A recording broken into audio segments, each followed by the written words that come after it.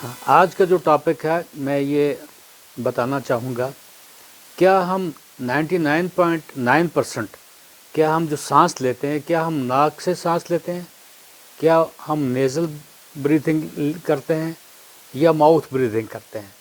इन दोनों का, nasal breathing और माउथ ब्रीथिंग, नाक से सांस लेना या मुंह से सांस लेना या छोड़ना, ये एक अहम मुद्दा है। इसका बहुत डिफरेंसेस हैं, बहुत कोई बेनिफिट्स हैं। नेज़ल ब्रीदिंग के कोई और बेनिफिट्स हैं।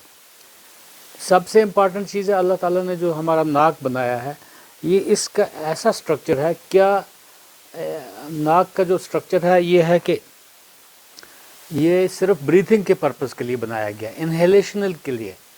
क्योंकि जो नेज़ल पैसेज हैं, छोटे छोटे नेज़ल पैसेज होते हैं, इनका काम है, ये एक किस्म का बॉडी गार्ड का काम करते हैं। लंग्स के लिए, फेफड़ों के लिए एक बॉडी गार्ड का काम करते हैं।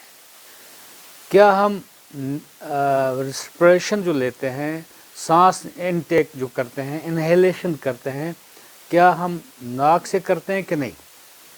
क्योंकि अल्लाह ताला ने नाक में कुछ ऐसी चीज़ें बनाई हैं, रखी हैं कि इसमें एक म्यूकोज़ा होता है, रेड म्यूकोज़ा होता है।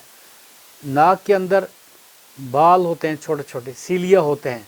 वो क्या करते हैं, जब भी हम इनहेलेशन करते हैं, सांस लेते हैं, वो इनहेलेशंस करते वक्त वो उनको ट्रैप कर देते हैं। फॉरेन बॉडीज़ जो होंगे या डस्ट पार्टिकल्स हैं, वो ट्रैप कर लेते हैं, वो अंदर नहीं लेने देते हैं।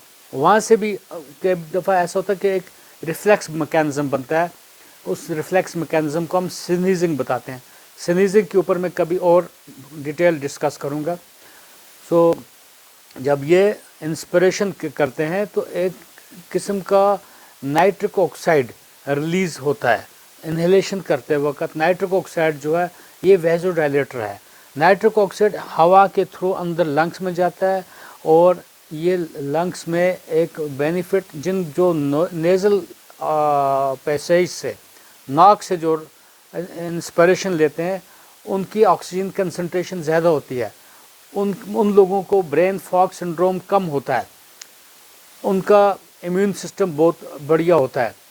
और जो इस तरीके से जो ख़ासकर नेज़ल, ख़ासकर जो नाक से सांस लेते हैं, क्योंकि एक तो ये ह्यूमिडिफाई करता है, अगर ठंडी हवा भी आती है तो इसको ह्यूमिडिफाइड करके एक किस्म का एयर कंडीशनर करके अंदर हवा लेता है, और जिसकी वजह से इन्फ्लेमेशन या अंदर स्वेलिंग वगैरह नाक के अंदर नहीं होगी।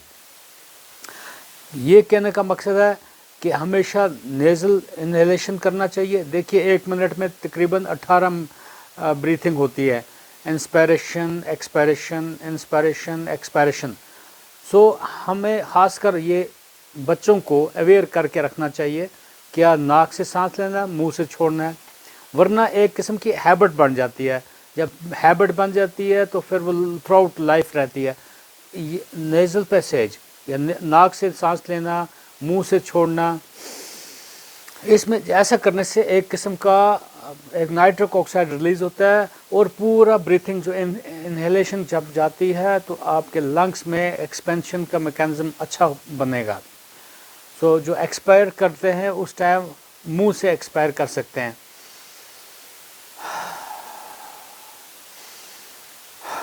देखिए, रात के टाइम बहुत सारे लोग, क्या उनको स्नोरिंग होती है, तो स्नोरिंग का मकसद ये है कि वो माउथ ब्रीथर होते हैं, माउथ ब्रीथर होते हैं। स्नोरिंग का मकसद ये है कि वो माउथ ब्रीथर होते हैं। सो मुंह से वो सांस लेते हैं, हालांकि उल्टा करना है, तो जिसकी वजह से आप देखोगे वो लोग जब सुबह जागेंगे, एक तो वो थके थके हुए होंगे, इसको क्रॉनिक फैटीग सिंड्रोम हम बताते हैं। ख़ासकर ये जैसे एक टायर्डनेस जैसी होती है, वो उनका होगा, और इनका अलर्ट नहीं होंगे। तो और उसके बाद बाकी जो ओबेस लोग हैं, मोटापा जिनको है, वो नेचुरली तकरीबन माउथ ब्रीथर ही होते हैं।